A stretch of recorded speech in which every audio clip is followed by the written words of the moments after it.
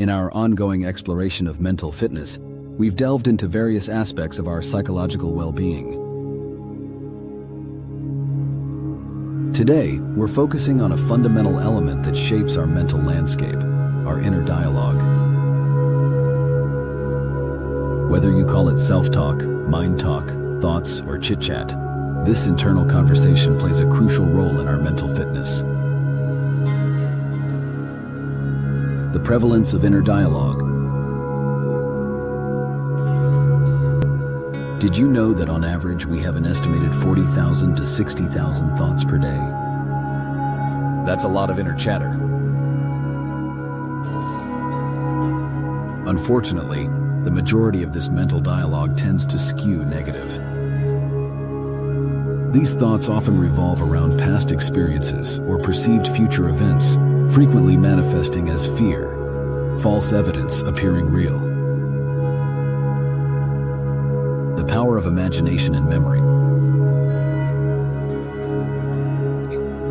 Our minds are equipped with two remarkable faculties, imagination and memory. While these are part of our body's defense mechanism, they can also be double-edged swords. Both can trigger powerful responses in our bodies, capable of taking us from 0 to 100 mph in an instant. We can stir up a memory from the past and bring it into the present, or use our imagination to project an outcome into the future. It's a form of mental time travel, but one that can sometimes lead us astray. The power of words and language. The words we use in our inner dialogue have a profound impact on our mental fitness and overall well-being. Our well-being behaviors are governed by two states of being: responsive, outside the box, and reactive, in the box. When we're in a responsive state, we're connecting, expansive, and self-realizing. In contrast, a reactive state leads to separation, limitation, and self-deception.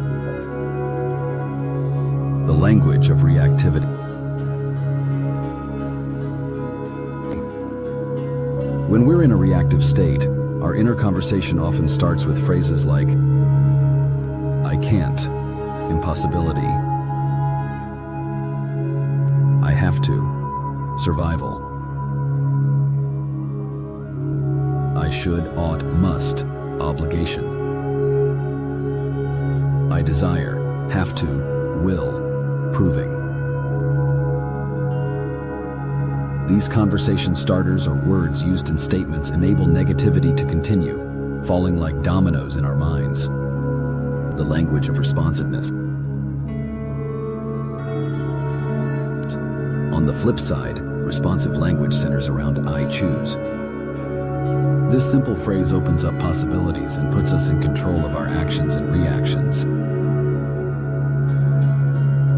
It's the language of the freeway, allowing us to navigate our lives with intention and awareness. The formation of habits. Over time, the more we engage in certain thought patterns or behaviors, the more ingrained they become. The brain formulates new programs over a duration, turning repeated actions into habits. This applies to everything from social media use and gaming to housework and drinking patterns.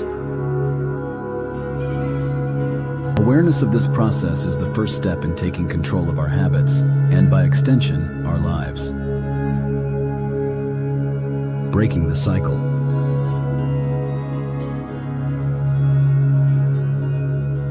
The conscious mind, if not managed, can trap us in what I call the life loop. This cycle can start at any point.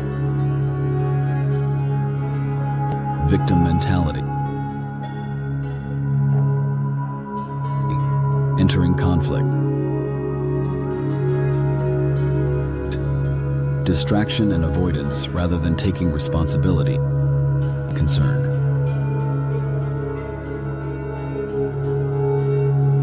Instead of taking responsibility by noticing and using clarity, we often get stuck in this loop. The key to breaking free is recognizing these patterns and consciously choosing a different path. Practical steps for mastering your inner dialogue. Awareness. Pay attention to your thoughts. What words do you use most often? Are they reactive or responsive? Reframing. When you catch yourself using reactive language, pause and reframe. How can you turn "I have to" into "I choose to"? Mindfulness. Practice staying present. This can help prevent your mind from time traveling to past regrets or future worries. Language journaling. Keep a diary of your self-talk. Look for patterns and areas for improvement. Habit formation. Consciously create new positive habits. Remember, what you repeat becomes ingrained. The impact on mental fitness. Mastering your inner dialogue is a cornerstone of mental fitness. By choosing responsive language and cultivating awareness of our thought patterns, we can significantly improve our mental well-being. This awareness also ties into the 4 degrees of action we discussed previously. Our inner dialogue often determines which degree of action we take. Conclusion.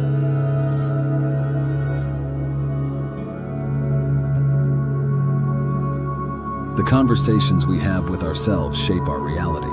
By becoming aware of our inner dialogue and consciously choosing our words, we can steer our mental state in a more positive direction. Remember, you always have a choice in how you respond to your thoughts and the world around you. This week, I challenge you to pay close attention to your inner dialogue. Notice when you're using reactive language and try to shift to more responsive phrases. Share your experiences in the comments below. How has your inner dialogue been affecting your mental fitness? What changes have you noticed when you consciously choose your words? Let's support each other in cultivating a more positive, empowering inner dialogue. After all, mental fitness is a journey we're all on together.